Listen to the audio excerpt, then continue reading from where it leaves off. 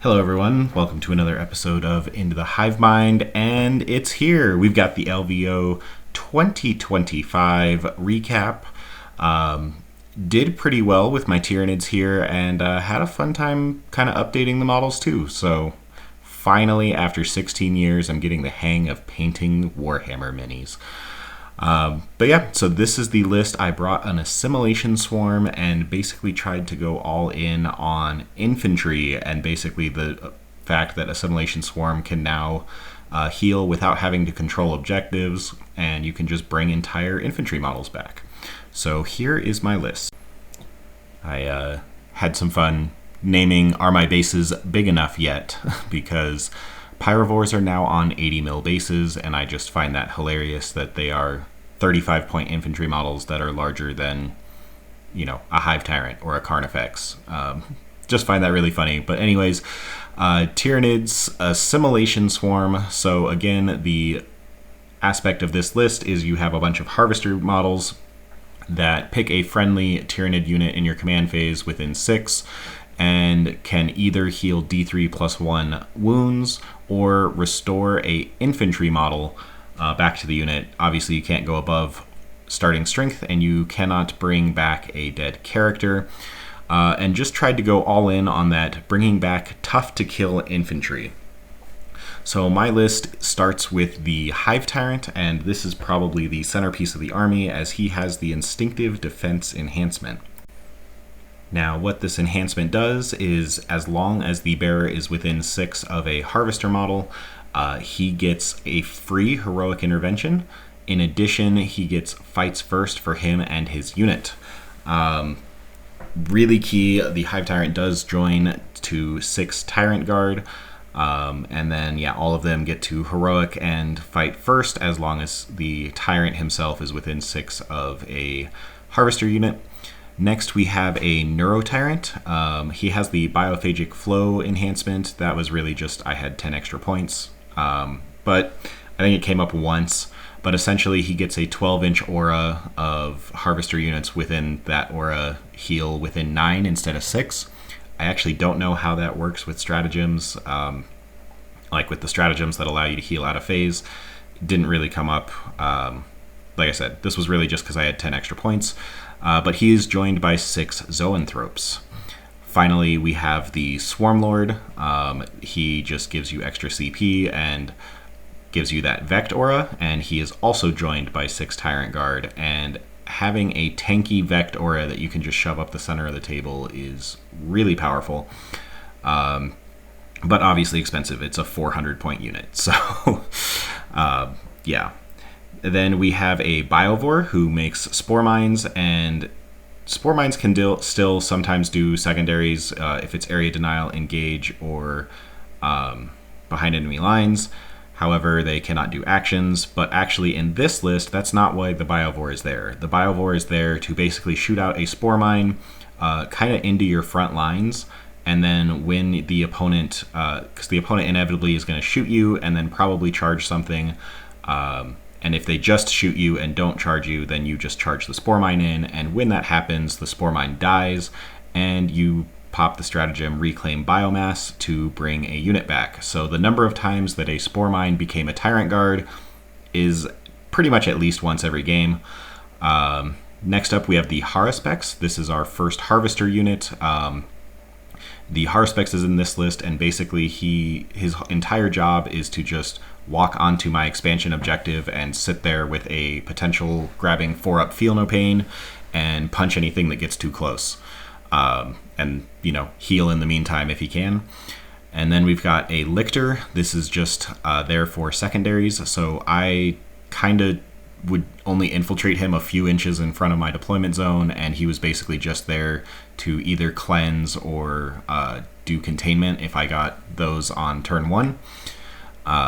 And basically just kind of sit around waiting for secondaries to do because I needed some action monkeys. Next up, we've got the Psychophage. This guy is absolutely core to the list. He gives out a 6-up Feel No Pain in a 6-inch aura, and he is a Harvester model. Importantly, that 6-up Feel No Pain is huge because we have all of these 3 and 4 wound, or 4 and 5 wound infantry models, and giving those a 6-up feel no pain just makes them that little bit more resilient. And if you're getting hit by like 2 damage weapons, sometimes even 3 damage weapons, it can actually require you to take a whole nother hit without dying, and that just really breaks some of the math and can honestly and sometimes almost double your durability. And is really good, and he's actually pretty durable himself. He basically would just kind of go up in the center right behind and hide behind a ruin as much as he could and give out that aura for the entire game, and I would string some guys back to him to get that feel no pain. Next up, we've got the Pyrovores. I think people have actually been sleeping on Pyrovores quite a bit. It's entirely possible that it is just how expensive the models are. They're pretty ridiculous at almost $60 a pop. But yeah, Pyrovores first off, they're harvester units, and they pair really well in this list as toughness 6 infantry with 5 wounds and a 3-up armor save. That will benefit from the 6-up feel no pain from the Psychophage, and later on we've got Venom Thropes that give them stealth and cover as well. So they fit the theme of just really, really tanky infantry that even if, as long as you have 1 left, you can bring a whole nother Pyrovore back, and that's just really annoying for the opponents to take down, and they just always require more to kill than the number of points that they're worth. And on the flip side, they are really good at overwatching, Guard Eldar equivalents, T3, 5-up save stuff. They are very good at picking those up. And even all of the T10 stuff, they're actually pretty good at taking chunks out of. I tend to do 4 or 5 wounds every time I shoot these guys at something that's T10 or 11, because they're Strength 6, Twin Linked, AP 1, Ignore Cover. And with 3 of them, you're getting 13 auto hits on average, and then that's 13 auto hits on average turns into 7 wounds on average at AP 1. So yeah, you get like 4 wounds through against anything that has a 3-up save, and it's pretty good. Not bad for only 100 points of just chipping away and being hyper durable. They also strip cover for anything else in your army that's shooting, but for me, that's only the Zoanthropes. I did used to have 3 units of 3, downgraded to the 3rd squad to a single Pyrovore and a Lictor just to do secondaries, so the final Pyrovore by himself is there just to outflank and do secondaries. Next up, we've got Raveners. So originally in this list, I actually had the 6 Raveners and the Haruspecs as a Norn Assimilator. I just think with the meta in the way it is, too many armies are good at killing one thing in particular. So we decided, me and some of my teammates talking about my list, that it'd probably be better to drop the Norn. I think he is still really good, but yeah, just in the current meta, it's way too easy to focus down one target. So tried to diversify a little bit and brought in 6 Raveners and the Haruspecs. The Haruspecs still does kind of the same thing. Walk onto that objective, sit there, and be durable. And then in the meantime, I now have 6 Raveners who, if my opponent ever leaves their backfield open, can pick up and go and steal the opponent's backfield and just cause havoc, or they are just a very fast unit with buckets of dice that are also twin linked and can do kind of the same thing as the Pyrovores, but in mass. They're just not quite as survivable, but highly mobile, and that actually was a great choice. These Raveners did fantastic for me all weekend long. Next up, we've got 3 individual Ripper Swarms. I call these my combat medics because that's kind of all they do, is they sit on the front lines and they are just there to heal Swarmlord and the Hive Tyrant when they inevitably get too far in front of the rest of my army. And if the opponent ever kills them, then I pop the strat for +1 to wound against whatever killed him. So ideally, the best thing to do with these guys is like charge them into, Be'lakor or Guilliman or your opponent's like centerpiece, and they're kind of forced to kill it, and then you get +1 to wound against them for the rest of the game. Most of the time, my opponents did that for me, and they actually were just like, oh, I've got a random small gun on my big melee guy. He'll just kill a Ripper with it. And I'm like, okay, well, now I have +1 to wound against your big melee guy. So, worked pretty well. And then, yeah, next up, as talked about, we've got the units of Tyrant Guard and the Zoanthropes, and then 3 Venom Thropes that give stealth and cover to everything within 6 inches. Importantly, though, the big units that really care about it, the Zoanthropes and Tyrant Guard units, they lose the stealth because they're joined by a monster. Definitely kind of sucks there, but still great unit. And that's because, at least with the Tyrant Guard, gaining cover is actually huge because they have 3-up armor saves. The Zoanthropes obviously don't benefit from that, but still, for 70 points, it is a massive durability increase. Protects an Overwatch too. There's plenty of times where coming out with my guys, I get Overwatched, and they're like, well, you're out in the open. But no, I do get cover from the Venomthropes. So they're great. Absolutely necessary in this list, I believe. So anyways, let's get on to round 1 and some of my games. All right, so round 1 was against Quentin. And Quentin is actually flew all the way from Hong Kong. I believe he's a member of the Hong Kong WTC team, based on what he was talking about. Said he was coming over here because just to get some practice on this kind of terrain format and this style of play, as they've only ever done the European or WTC format before. So it was really cool to play against him. A fantastic player, and playing Necrons, so Star Shatter Arsenal. We're starting off LVO with a bang and going right into one of the boogeymen, really, of the scene. Star Shatter, I do agree with like Art of War and stuff. Star Shatter is not quite as broken as the internet freaked out about, but it is certainly a very strong army. And against it's definitely going to put my list to the test, because my list, the whole thing is about being too durable for the opponent to take down, and my army is too big to hide, so I just kind of have to deploy on the line and take the firepower, and Star Shatter is one of those armies that can absolutely put that to the test. So let's go over it. What did Quentin bring? So obviously Star Shatter Arsenal with Necrons, with the Silent King as his warlord. Then he has the Hexmark Destroyer with the Dread Majesty enhancement.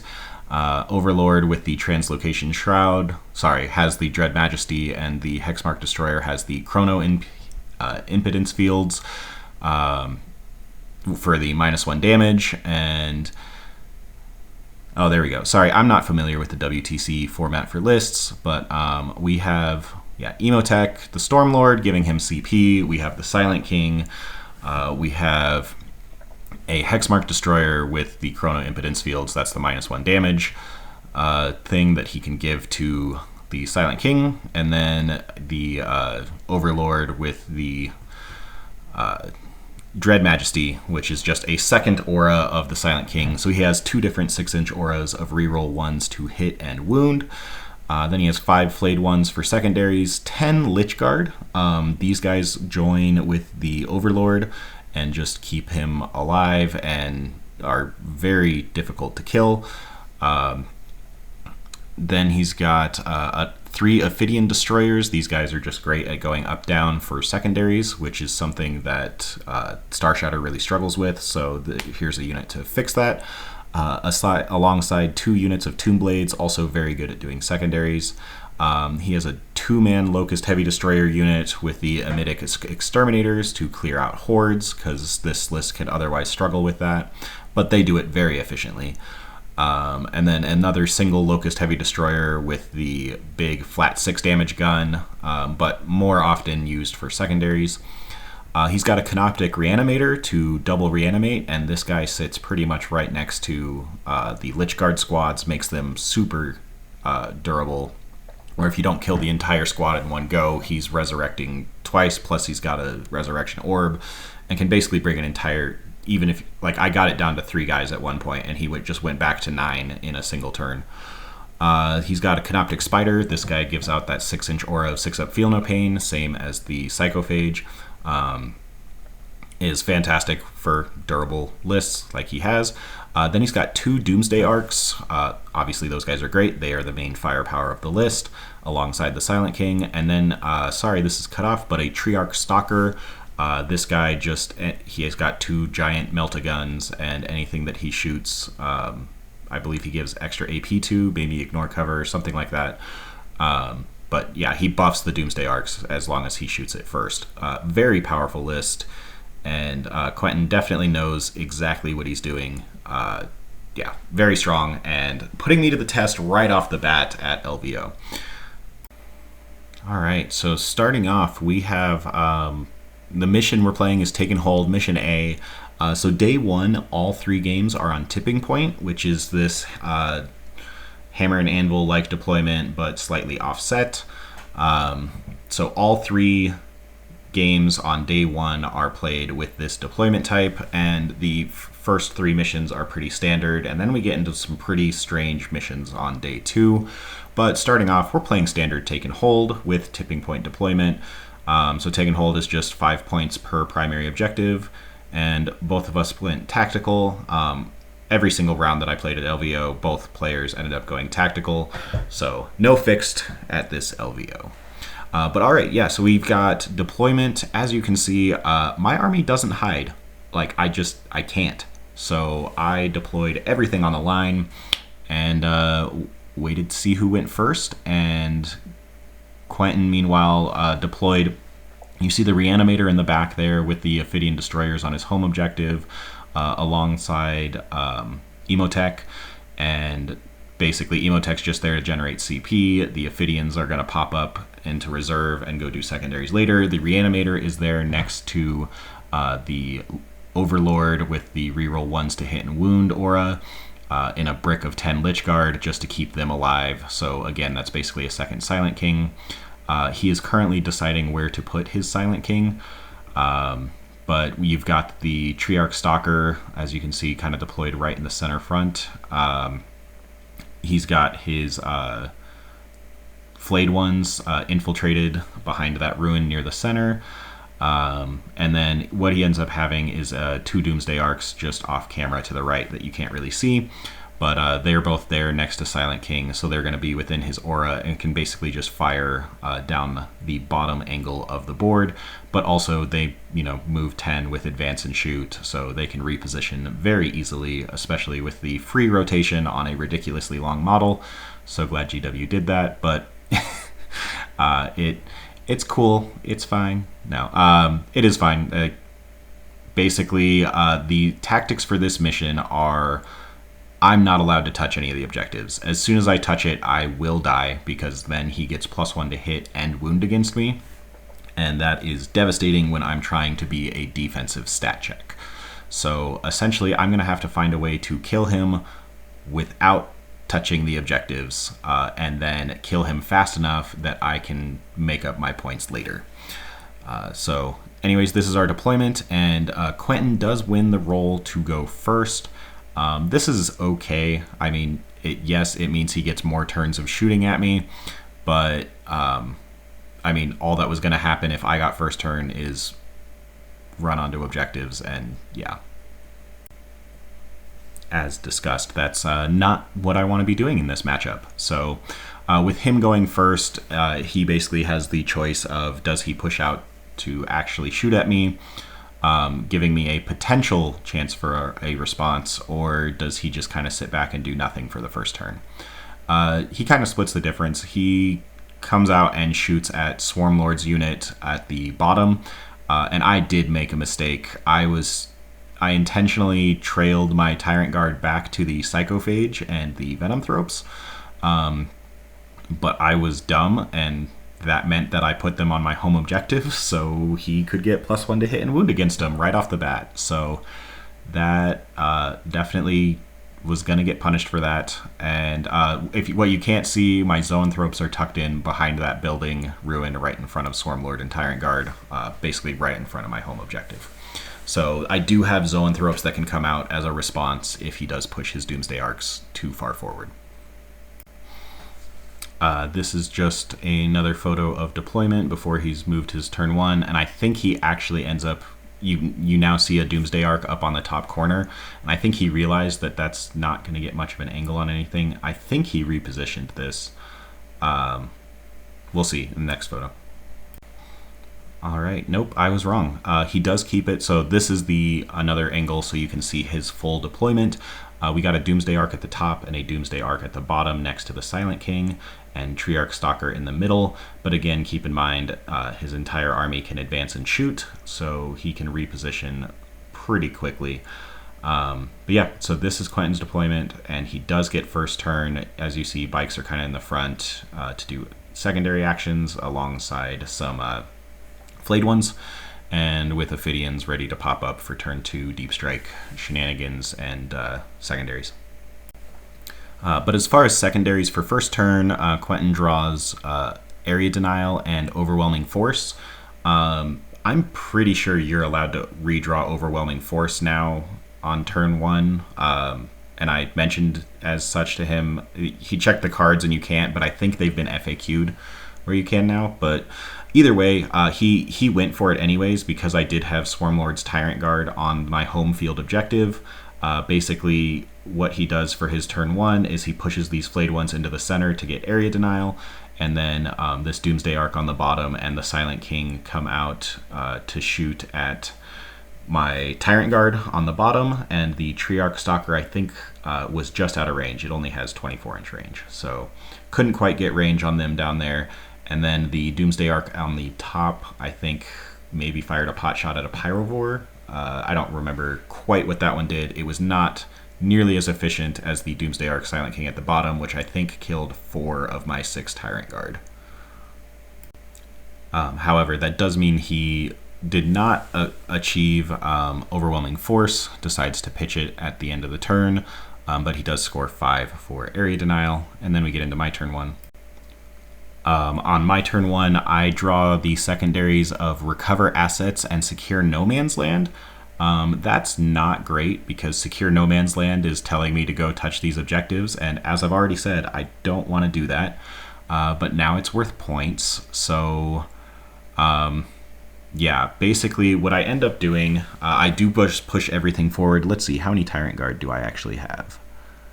I see 2. I think there's a third one tucked back in the ruin to be within 6 of the Psychophage. So I think it's Swarmlord with 2 Tyrant Guard and then a third Tyrant Guard back. So yeah, he did kill 4 off the Doomsday Arc and Silent King, and then I brought 1 back. So I pushed up into the center to try and kill his flayed ones, and was kind of left in a pickle because with my shooting, I fired, Pyrovores and my Neurotyrant's Flamer at the flayed ones, and I actually didn't kill them all. I think I left him with 1 or 2 left. And I had a choice to charge them and kill them and, get more points for Secure No Man's Land, but I really did not want my Hive Tyrant to be touching that center objective and just give him a go turn, right off the bat when he still has his entire army to shoot at me with +1 to hit and wound. So my Hive Tyrant moved right up to the edge of the objective, but is not touching it, and unfortunately I think I just had to leave his flayed ones alive with 1 or 2 guys left. The one objective that I did touch is the Lictor on the top objective. He did touch the very edge of it and is relying on Lonop to hopefully save him. And then other than that, I just pushed the entirety of my army up and told him, okay, here I am. I'm not on objectives. I'm going to be on top of you with my entire army next turn. So here's your 1 shot. Take it. And then I believe I did recover assets with my Psychophage, and it might have been the Haruspex or it might have been some Pyrovores, but it was definitely the Psychophage on my home, and then someone in No Man's Land did recover assets. Then we get to Quentin's turn 2, and he is about to pull a 15 primary because he has... we didn't get into my shooting last round. So the Zoanthropes shot at his Doomsday Arc, and I think did 9 damage to it, so it was alive on 5. And then I also fired Swarmlord's Flamer at some at his bikes. I only killed 1. But yeah, then on his turn, he's about to get 15 primary because he still has his flayed ones in the center. He's got his bikes on the bottom right, and then obviously he's holding his home. And I kind of go back and forth on it because he's not really in Synapse. but I decided to pop Shadow on turn 2. I think this is the earliest I pop Shadow in the entire tournament, but it ends up paying off big. He does fail Battle Shock on the Doomsday Arc that is wounded, and he fails it on his bikes, and he fails it on the flayed ones. So I just took away 10 primary from him, which was huge. And so instead of getting a 15, he only gets a 5 for getting his home. And then on top of that, he can no longer reactive move his Doomsday Arc out of the way or pop the -1 to wound on that Doomsday Arc. So that was really big. Massive Shadows turn, which was awesome. And then on his secondaries, he drew Bring It Down and Containment. Containment he was able to do with the Ophidian Destroyers that had picked up, and then some more bikes, I think, although it looks like those are battle shocked. Either way, he was able to get the full containment, and I think that was with Ophidian Destroyers and something else, obviously. But then he gets to unload his entire army on me. But like I said, I am not on objectives, so he's not getting +1 to hit. And I'm really hoping that I can survive here. And so let's see what he does.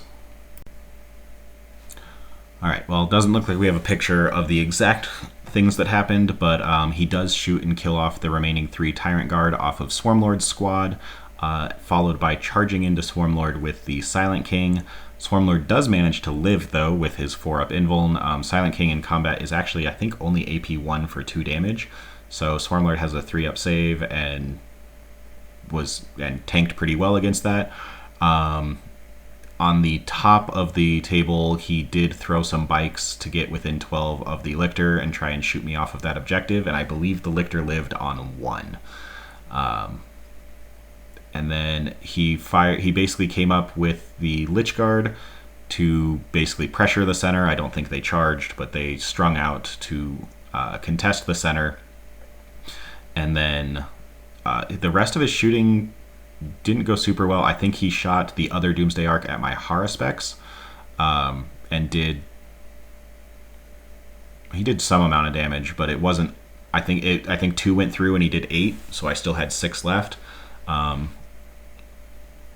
That feels right. I'm not 100% sure, but in terms of killing entire units, he only really killed the. I think he killed like 3 of my Zoanthropes with his small arms fire, and then he killed the rest of Swarmlord's Tyrant Guard, charged in and did some more damage there. Swarmlord punching back didn't really do anything. He charged in with the Triarch Stalker as well, actually, and the Swarmlord went entirely into the Triarch Stalker, not even bothering with the Silent King because he does have -1 damage on him. Yeah. All right, so now it's my turn 2, and with him having pushed out to get me, and him being mostly battle shocked, I decided it was go time.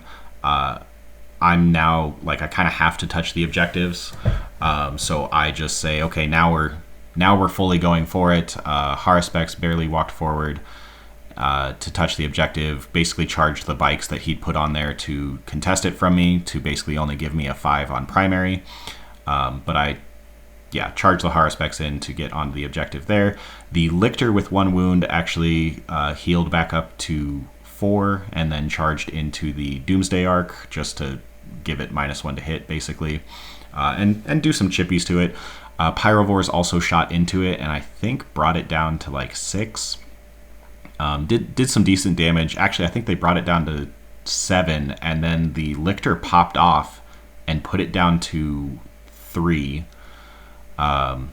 Not bad. My Hive Tyrant in the center with his Tyrant Guard, he's actually been untouched so far. He charges into Lich Guard, and like I said, killed like 7 of them, but then he pops Resorb and has a Reanimator on his turn, and he goes all the way back up from 3 to 9 on his turn, which is pretty crazy. I do finish off the flayed ones, and Swarmlord decides to fall back like a little bitch. So he does not want to just die for free from Silent King. He does pass his Battle Shock check and falls back from the Silent King just onto the objective, contesting it, because currently Silent King is not on the objective, just his 2 Miniers are. So Swarmlord with his OC3 falls back onto the objective, and that is now taken away from Quentin. My Zoanthropes, he had killed, looks like he killed 2 with small arms fire. I bring 1 back, so I now have 5. And they shoot at the Doomsday Ark again. I think it had healed from 5 to 7, and then they shoot at it. It can't pop. It can't CP reroll. It can't pop -1 to wound because it is battle shocked. And I think I put it down to 1 or 2. And then I charge in the Raveners to finish it off. The Raveners do manage to finish it off, and then they pile into the 2-man Emitic Destroyer or Emitic Heavy Destroyer unit. Effectively turning them off because he does not have the fallback and shoot enhancement. He went for the -1 damage instead. So I have now shut down these Emitic Destroyers, which is great because the Zoanthropes want nothing to do with that. Neither do the Raveners. Yeah, that's the end of my turn 2. I did draw Bring It Down, so I got 2 points for that because I killed his Doomsday Ark.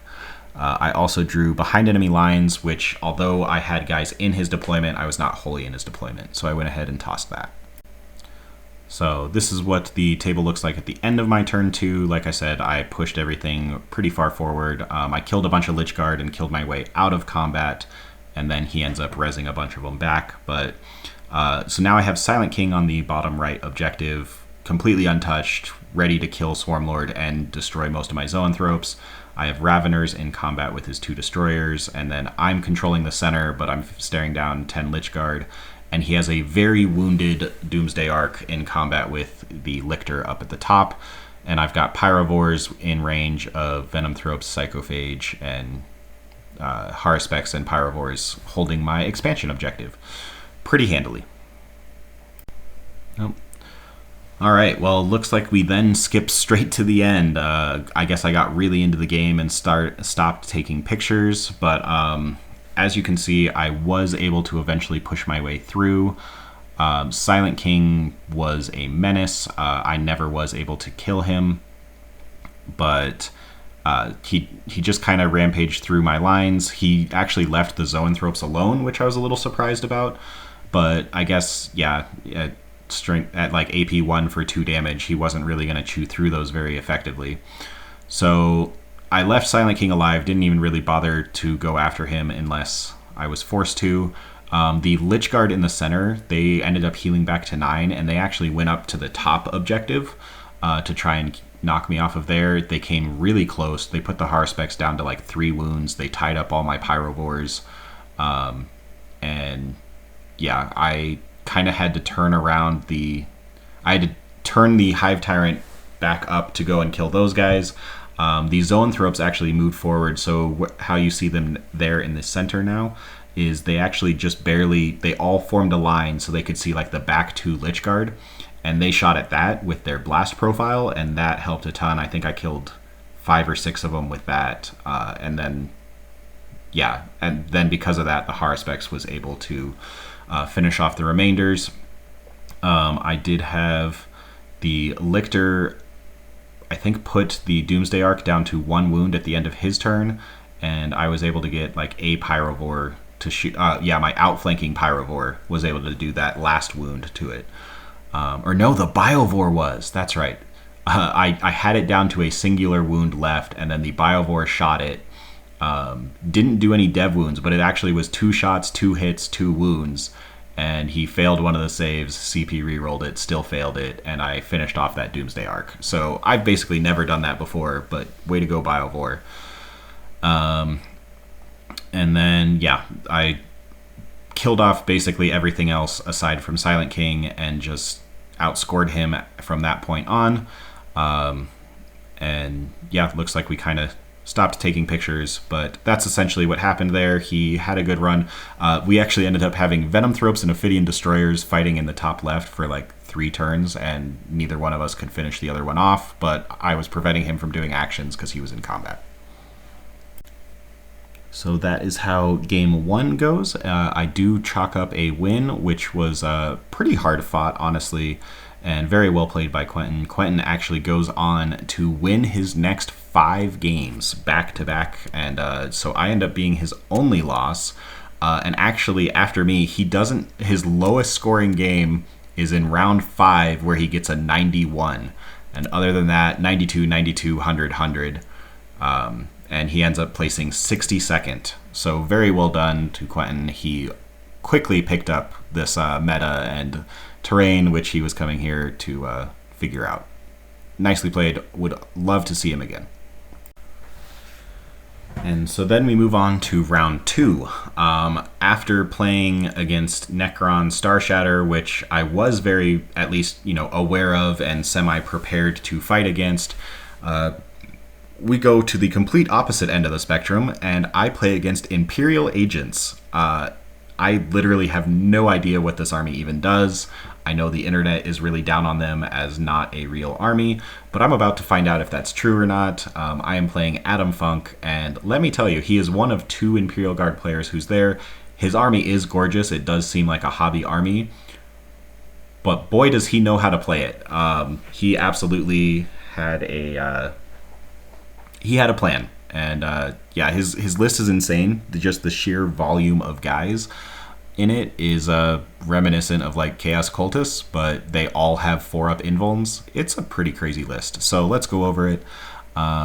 His first character is the Eversor Assassin. Now keep in mind in this detachment, that Eversor Assassin, he takes the Eversor and the Vindicare, which are the 2 most expensive assassins, which means in this detachment that it is actually 2 of whichever assassins he wants. So he does swap those out for the Calidus and the Calexis for our game.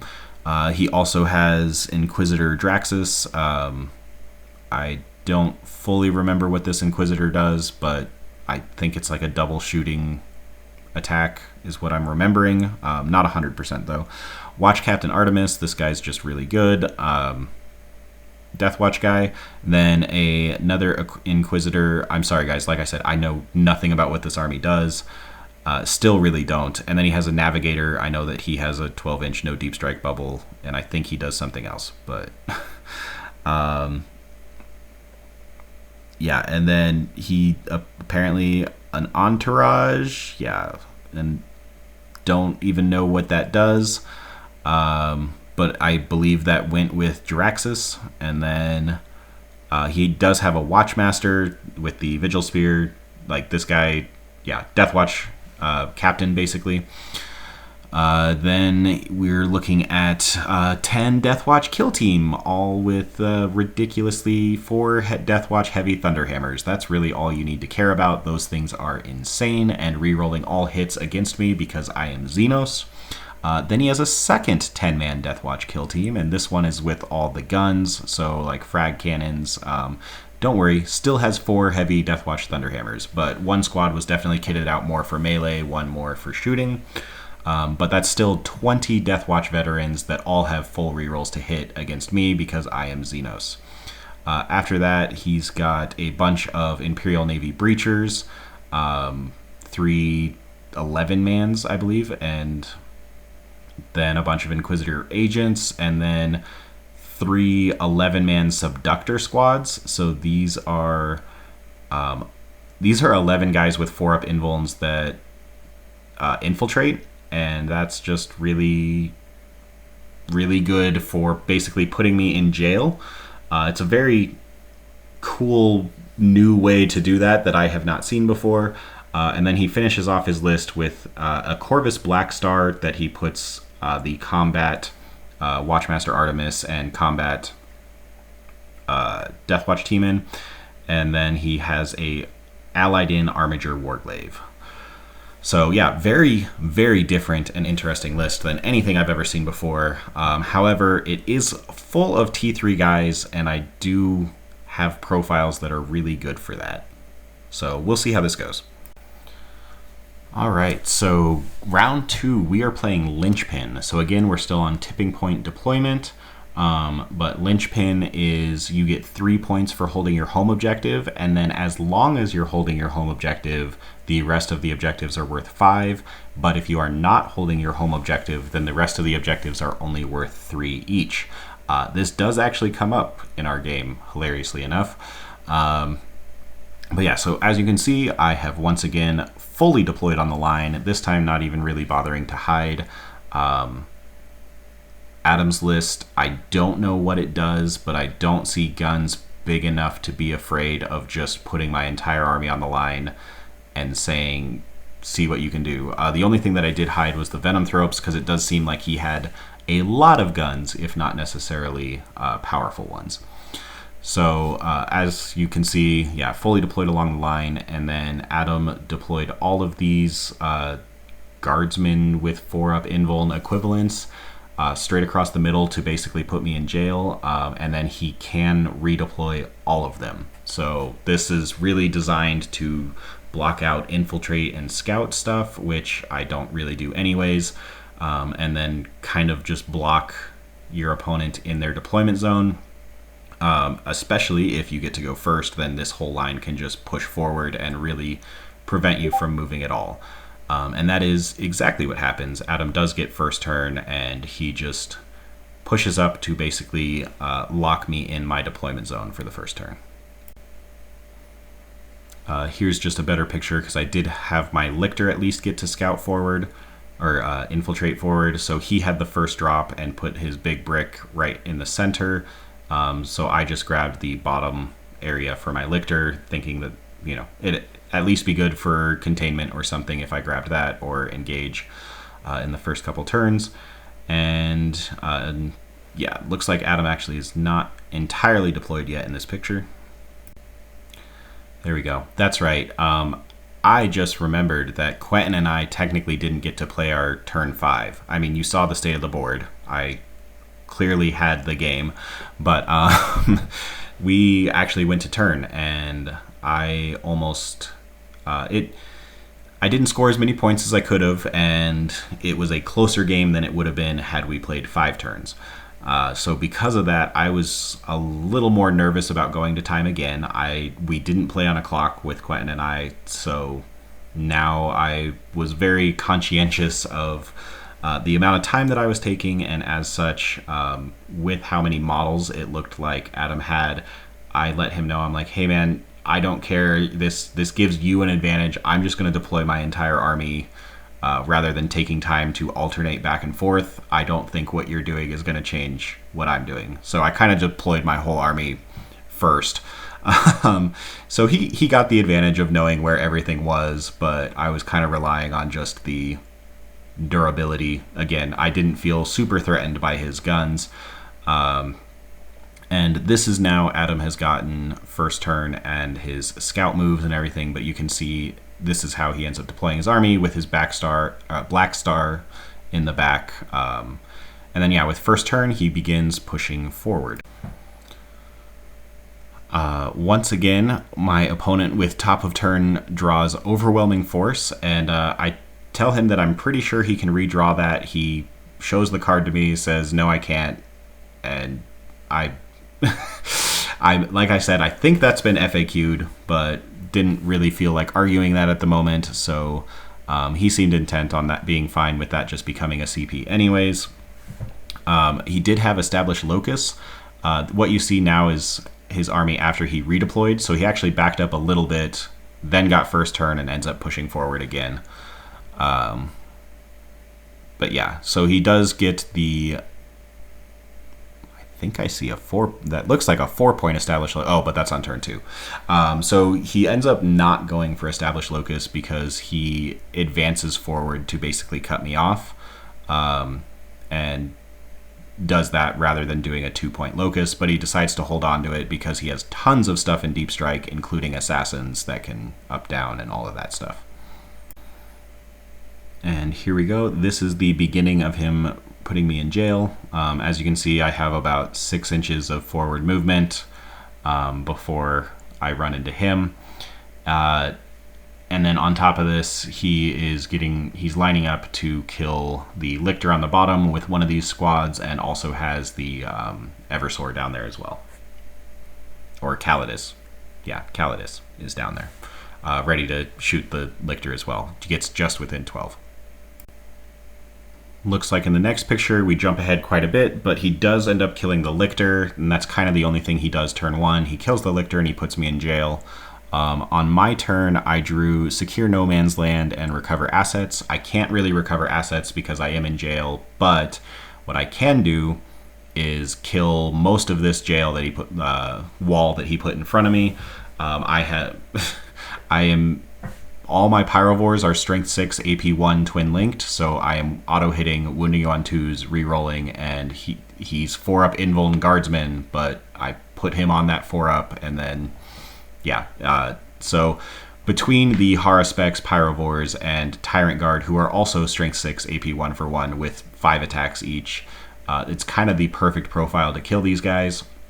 So I very rapidly punch my way out of that jail, and honestly, it's a very good tactic for other armies. It didn't do much for me at all because I only had a 6-inch move anyways. So it did stop me from recovering assets, but otherwise didn't do a lot to really hinder me. My army kind of hinders itself in that way, honestly. Which is nothing bad about Adam's play. He doesn't know what my army does. My army is very different from most. And then this is his turn 2. He is now pushing forward with everything. So you can see the Corvus Blackstar came forward. The shooting unit came out of it. His combat Deathwatch unit is coming in from just right of center, lining up to do a charge into my Hive Tyrant. Keep in mind that Hive Tyrant does have fight first. He is just within 6 inches of that Pyrovore behind the crate. But yeah, he's lining up to basically try and destroy my Hive Tyrant in the center of the table. And then he has his Brigand or his Warglaive is running up the side and basically takes out most of my Raveners. I think he actually takes out all of my Raveners. And that is his turn 2, and then he does have the Calidus went up in reserve, came back down, and did establish Locus in my deployment zone. And then he drew, what is that? Behind enemy lines. I do not understand this one at all. He drew behind enemy lines, and he had established Locus for 4, and he said he wanted to discard behind enemy lines because he could only get one guy back there. I told him that was worth 3 points, even with just the one guy, and he's like, yeah, but I want to redraw it. I said, okay, and he did, and drew Defend Stronghold, which is worth 3 points. So I think that was a bit of a tactical misplay there, but no, again, nothing bad on Adam. There were possibilities for higher scoring ones, but I personally think if you're already going to get 3 points for free, you might as well take that. All right, I think this image is actually quite a bit later, like end of turn 3. But basically what happens on his turn 2 is he shoots at me, kills I think 2 Tyrant Guard, and then charges. He does make the 8-inch charge with his melee Deathwatch into the Hive Tyrant. With fights first, I actually kind of, I don't whiff. He makes a ton of 4-up invulns, and I only kill I think 2 of his 3 4-up invuln guys with my entire unit, and that's it. But on his clapback, I think he only killed a 3rd Tyrant Guard, so I still had 3 Tyrant Guard left, and he whiffed pretty bad on that. So both of us whiffed pretty bad in terms of damage. His through failing to wound, mine through him just making a ton of saves. And then he brings in a bunch of stuff from Deep Strike, but all these Breacher squads that shoot, and they do decent damage. He does kill an entire Pyrovore squad, which is pretty tough to do when they do have Venomthrope support and Psychophage support, but he manages to do it. He also kills a couple Tyrant Guard down from Swarmlord's squad, but I think only 2, and then I bring one back. I do manage to kill the Brigand with the combination Zoanthropes and Haruspex. Watchmaster Artemis then comes in and starts wailing on the Haruspex. I think I popped 4-up Feel No Pain over there, and so he does live. That does make him hyper durable. And then my turn 3, I went from I punched again, and he still made a ton of saves. I think I did finally kill the final Invuln or Storm Shield in that squad, but I only killed 2 guys past that. And then his Thunderhammers did not whiff, and he suddenly picked up all the rest of the Tyrant Guard, and I think put my Hive Tyrant down to 2, is what I'm remembering. I CP rerolled made my 4-up invuln to live when I otherwise would have died. Which was pretty big, but Swarmlord has now conquered his flank. The Haruspex is at least surviving, even though he's in combat with a bunch of Deathwatch. And yeah, so that's turn 3. Looks like as far as secondaries, I'm not getting much. I end up tossing recover assets. He did kill my whoever was attempting that on turn 1. I'm sorry, I don't remember who that was. But he does end up stopping that. Actually, I think it was Venom Thropes, and he manages to kill those. And then I also drew Marked for Death, which I did not want to do, so I tossed that, got Bring It Down, which I do score 2 on that because I did kill his Brigand.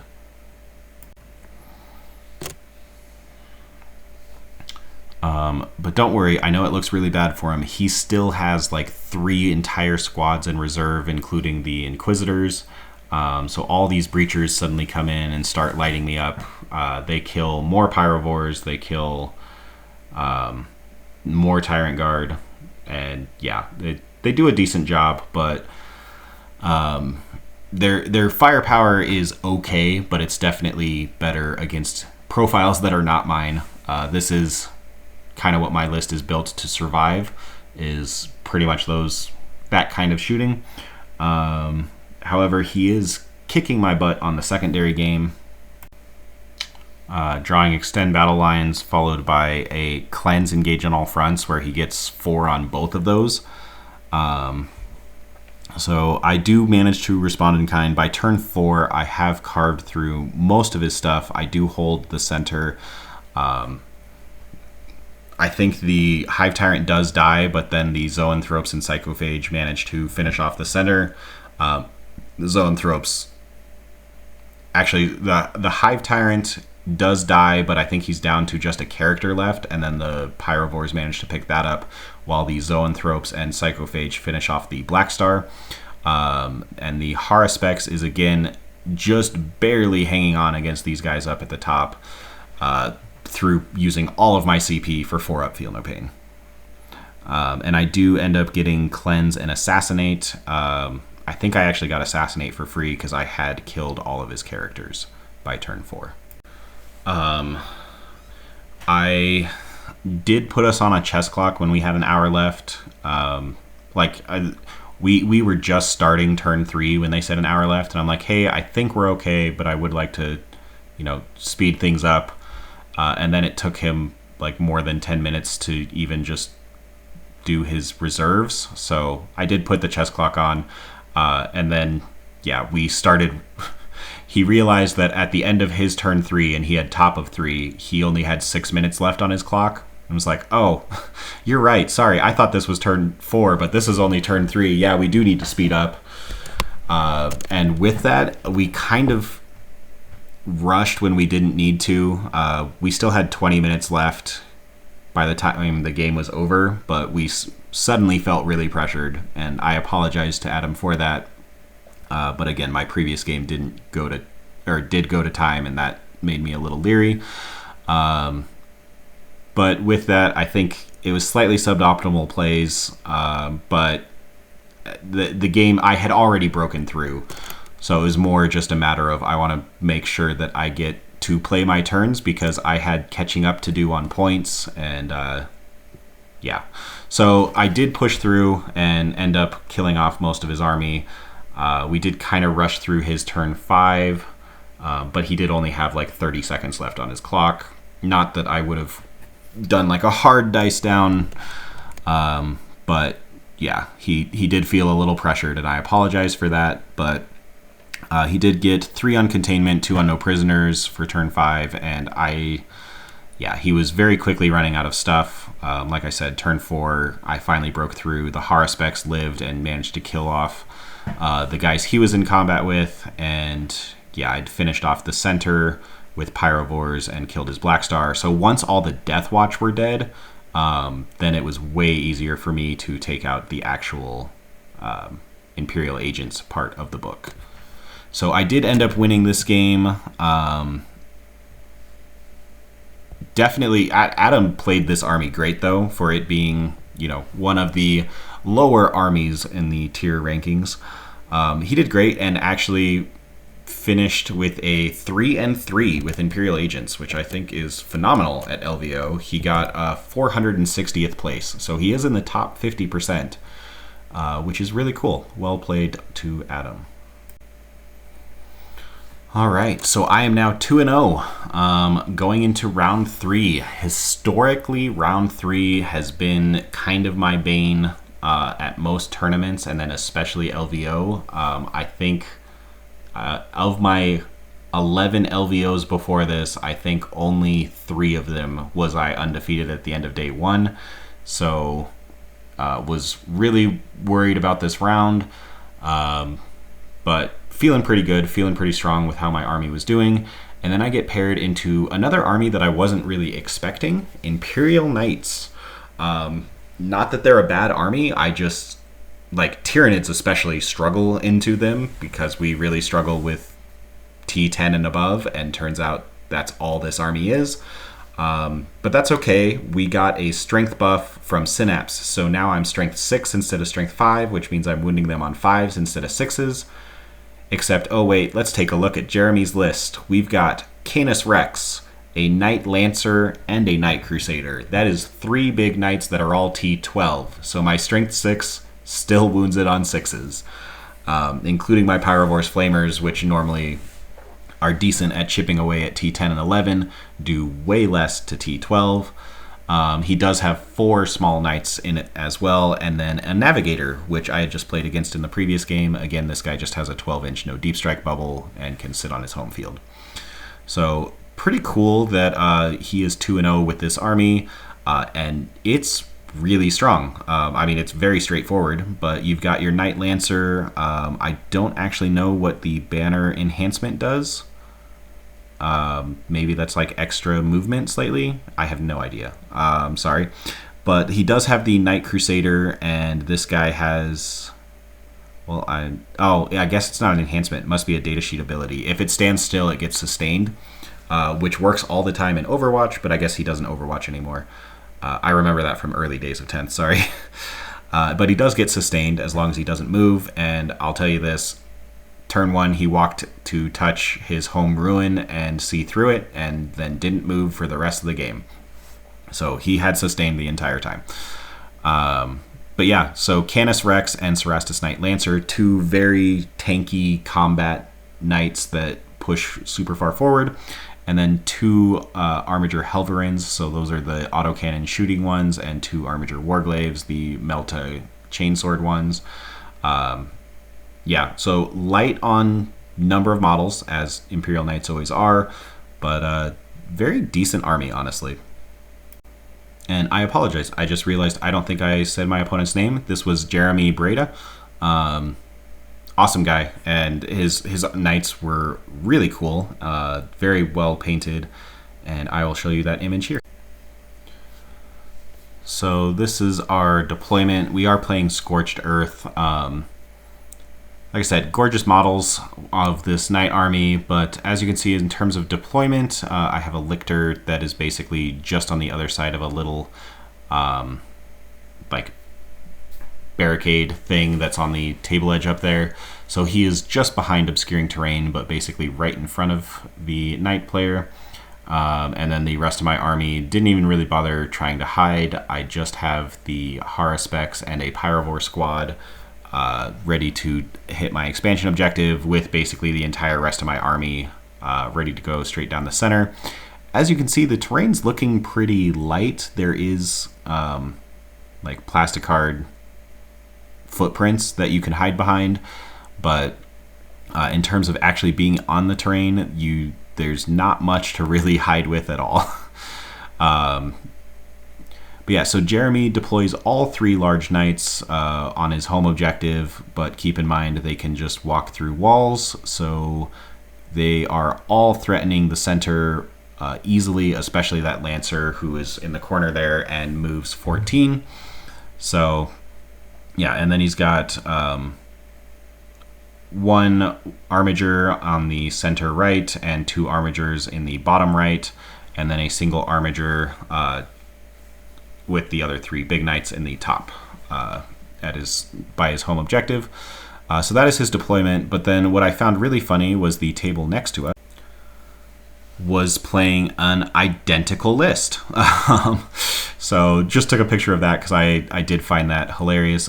I have not seen this particular night list, but apparently it's good because there's two of them right next to each other on undefeated tables at LVO. So yeah, I guess I should have known about this maybe. I don't know. It is a good army for sure.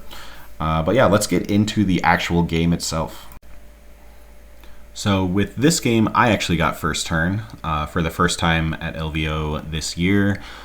We are playing Scorched Earth, so you kind of want bottom of turn for this one because you can burn at the end of the game for a lot of extra points. But I did end up going first, but I drew Extend Battle Lines and Establish Locus, so that is pretty handy for me. Really easy to do secondaries turn 1. Basically all I had to do is my Walking Hive Tyrant walked 8 forward to the center and got within 6 of the center. I don't think I could touch the objective, but I was able to get within 6 of the center, establish a locus, and then either the Lictor stepped back. Maybe I could touch the center objective and get Extend Battle Lines.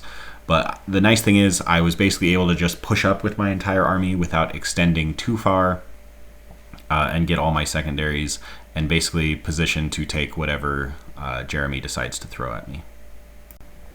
Oh, there we go. Actually, I forgot. I don't have to do actions. I just had to get within. So, or no, I did do an action. Ignore me. I guess I'm a lot closer to that center objective than I thought I was, but looks like I did advance with pretty much everyone, and then the Hive Tyrant himself walked forward and did a locus. The one thing that did happen was my Lictor, I decided to just say, you know, screw it, YOLO, throw the Lictor at the Armiger up at the top and get him in combat. I know he can shoot me, but give him a -1 to hit, and basically what that also did is that completely blocked that alleyway so that Armiger could not push out and see anything else. So he's basically stuck just shooting the Lictor. But yeah, then we have Jeremy's turn 1 where he draws Cull the Horde, which immediately gets discarded, and then gets Secure No Man's Land and Overwhelming Force. So I have now put Pyrovores and my Hive Tyrant on objectives. So he goes after it and attempts to kill my Hive Tyrant, and does so by immediately advancing the Lancer towards me and just shoving that in my face. And then all the little knights pressure the bottom right objective. So he throws Lancer at the center, bottom knights at the little knights at the bottom right, and then basically loads up Canis Rex for a round 2 charge and moves his Crusader to touch the terrain, see through it, and shoot at my Tyrant Guard Hive Tyrant in the center as well. Interesting point of note here, I mentioned this kind of at the very beginning when I was going over my list, but the first thing that he does is he has his Lancer shoot at my Ripper, which is on the center, and I had literally told him maybe 4 minutes prior to that if he killed any of my Harvester units that I could get +1 to wound against him, and that was probably going to be the most impactful stratagem that I had in this game. Because, you know, when we were going over lists, he's like, all right, tell me stratagems, at least, you know, just tell me the important ones. And I'm like, okay, probably the most important one in this matchup is I'm really going to need +1 to wound, and I get that if you kill any of my Harvester units, which is this, and this. And then I get turn 1, and I walk up, and then he gets turn 1, and the first thing he shoots is a Ripper. So I get +1 to wound on his Lancer right before his Lancer charges into my Fights First Hive Tyrant. Didn't end up being like that crazy, but it definitely didn't hurt. And again, that's nothing bad on Jeremy as a player. That's just people are not used to fighting Assimilation Swarm. And, you know, even though, yes, I had just told him 4 minutes previously, there's a lot of things about this army that he's trying to process that I'm assuming he just, you know, wasn't, he saw, he's like, this gun can't kill anything else, but it can kill a Ripper, so I'm going to shoot a Ripper. But, yeah. So he does charge into the Hive Tyrant, and with the free tank shock and with the shooting from the Crusader and punching from the Lancer, he does manage to kill off all of the Tyrant Guard, and he puts the Hive Tyrant down to like 2, I think, maybe 4. The Hive Tyrant does live.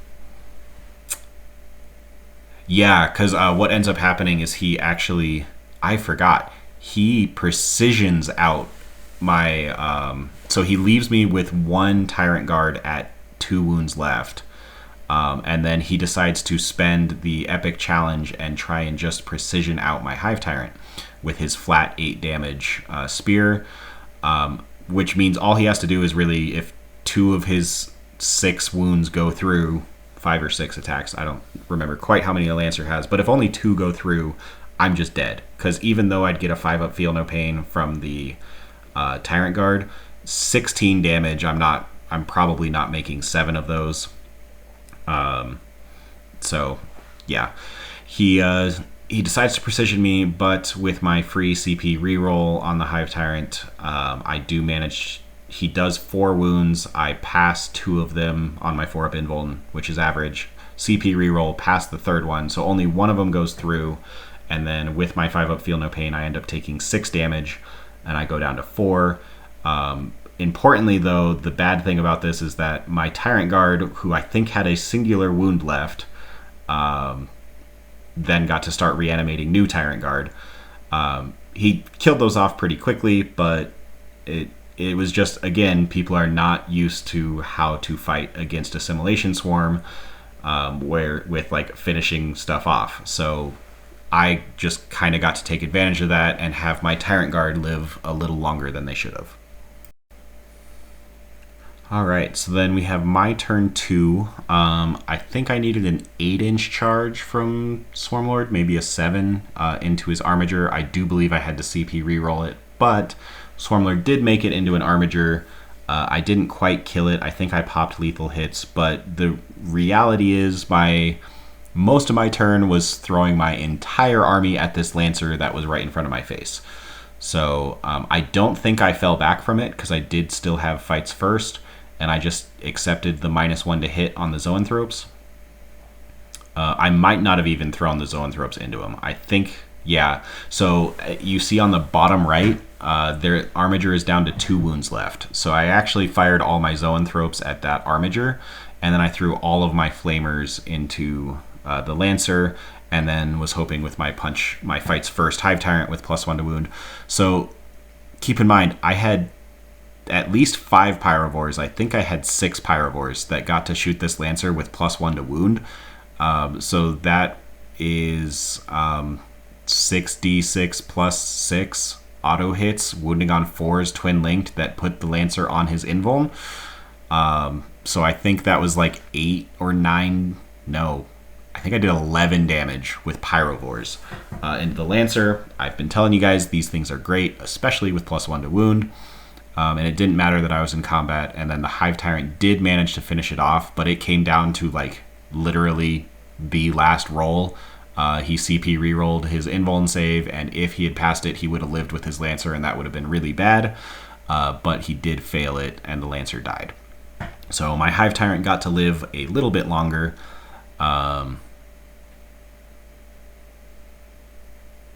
And then on hit, and Swarmlord did not quite kill the Armiger that he charged. And so basically, I think we have an Armiger on like 3 that's in combat with Swarmlord. We have another Armiger that's down to 2 from getting shot by Zoe's. And then basically we're going into Jeremy's turn 2, and he is loading up the Lancer came down the center. I did manage to kill it, but now he's loading up the second Large Knight, and Canis Rex immediately shoots down the center. And I truly believe that that is the strength of this list. The Lancer puts on all of that pressure and basically takes your opponent's entire army to kill. And then you immediately, because the Lancer has a 4-up invuln just all the time, and then you immediately follow it up with Canis Rex, who does just another haymaker, taking out big chunks of your opponent's army, and your opponent probably does not have the ability to also kill Canis Rex after that. So sure enough, Canis Rex comes in, manages to kill off, I believe, the Hive Tyrant. So I think this is halfway through his turn 2. Yeah, because nothing of mine has died yet. So he definitely manages to kill some things. I think this is the end of his movement phase. Okay, well, as you can see, he definitely did charge and he killed some things. So he drew behind enemy lines, which he got a small one with. Not actually entirely sure who did that. But he did draw Assassinate, and he did kill my Hive Tyrant in the center of the table by charging it with Canis Rex. I think actually he charged it, tank shocked it, killed me that way, piled in, and punched and killed something else. Not entirely sure what. And then Swarmlord did manage to kill the guy he was in combat with, and we go on to my turn 3. And now I kind of have to decide, am I going to attempt to kill... Oh, that's what it was. Canis Rex piled in and killed a bunch of Pyrovores, which resulted in me popping the +1 to wound on Canis Rex again. So I do have +1 to wound, but I only have 3 Pyrovores to shoot at him, plus some Zoes, and have to try and figure out how to kill Canis Rex, who is currently sitting at the center. And I decide I'm not going to. Canis Rex can, I'm going to chip away at him and do what I can, but I don't think I can kill a second big knight. I'm losing guys too quickly, and Swarmlord... So what I basically decide to do is kill off all of his small knights. If I can leave him with just 2 large knights and a navigator, then I feel pretty good about this game. So that is my game plan for turn 3, is kill all the small knights. Keep in mind, I have one that's down to 2 that is right next to Swarmlord. And then as you can see, the Haruspex goes after the one in the top that the Lictor had actually, I think, done 4 damage to. So I believe he's sitting at 9. And then, yeah, just everything that was at home took pot shots at Canis and tried to chip away at him. But, yeah, couldn't kill him this turn, but I did actually manage to kill all 3 small knights. So 2 Tyrant Guard, as you can see, barely within coherency, managed to take off the last 2 wounds of the Armiger, and then Swarmlord and the other 2 Tyrant Guard managed to kill off a full wound Armiger.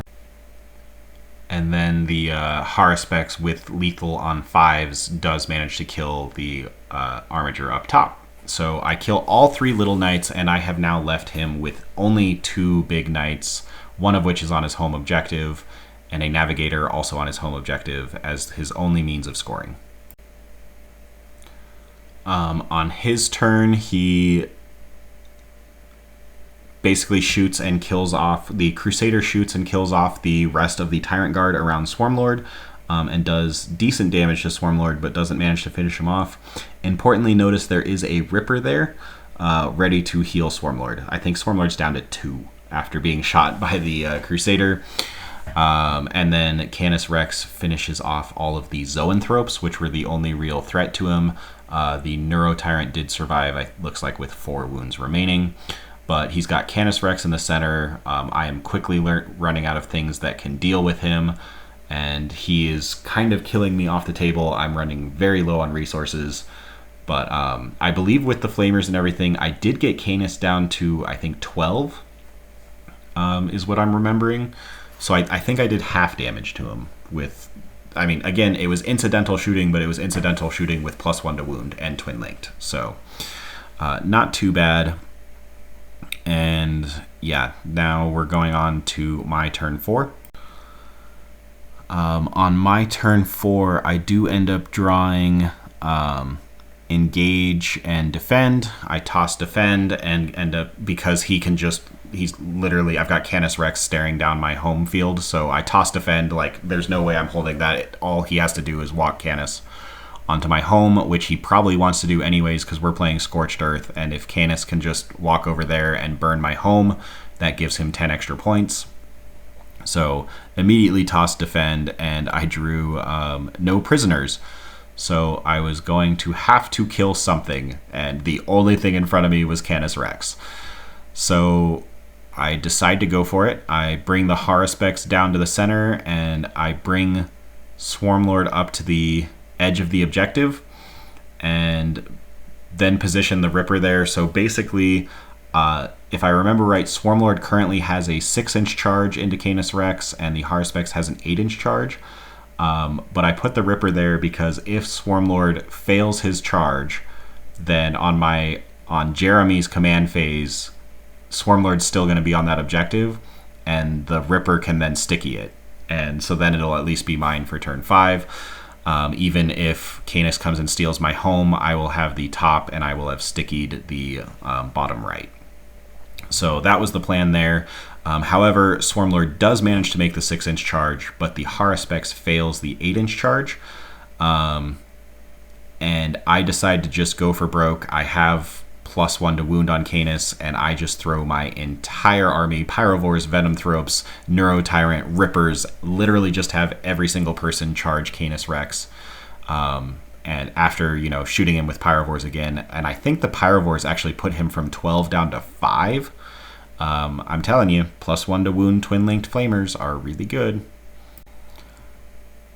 So yeah, here you can see everyone that is in combat with Canis Rex. I literally just decide to throw my entire army at him, and because if I can kill him, then I just win for sure. But in this position, even if I don't kill him, then I'm at least kind of everywhere, and I should be able to outscore him.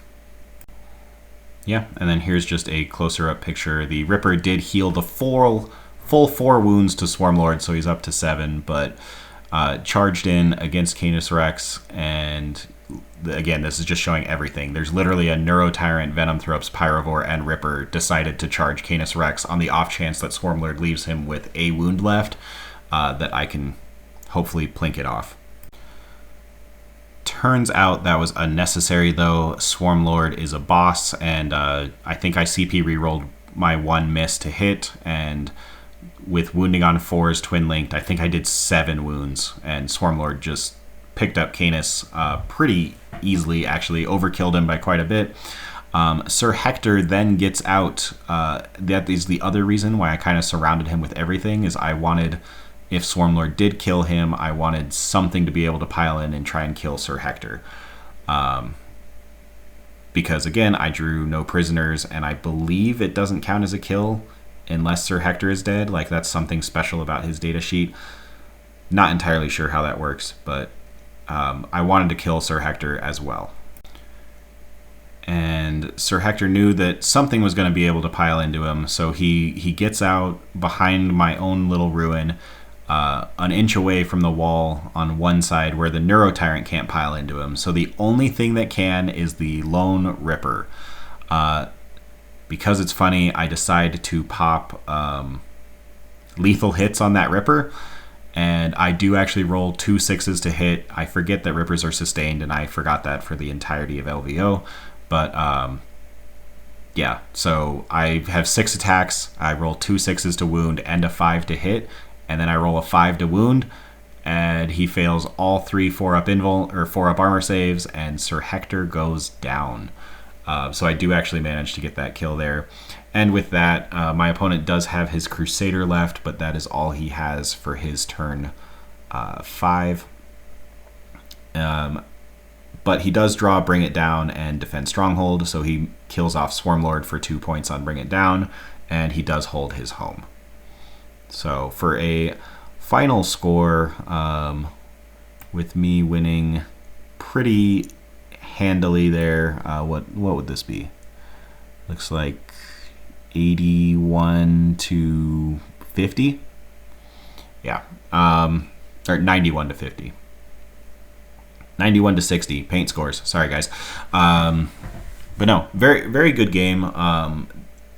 The score doesn't show just how close it was. If either Canis Rex or the Lancer, if either one of those had lived from me punching them, which is very possible, then it's a completely different game. and I'm in way more trouble because, as you saw, I was getting pretty low on resources. But there we go. The end of day one. I am 3-0, feeling pretty good. This is actually, I think, yeah, like I said, this is my 4th LVO of 12 that I am undefeated at the end of day one. So pretty happy with how I did. Very excited for day 2, but also incredibly nervous. I'm going to put that in a second video because this is plenty long enough. But I will give you a tip that round 4, I find out the night before that I am playing Jordan Gledhill, which is a guy that I know. He's in Utah and therefore somewhat close to me. I've played him before. Fantastic guy with incredible 3D printed armies. And he is playing the new Slanesh detachment, which is probably one of the worst matchups for me. And we're playing it on Purge the Foe, which is absolutely the worst mission for me. So pretty nervous about round 4, but we'll talk about that in the next video. Thanks so much for watching, and I will see you all next time.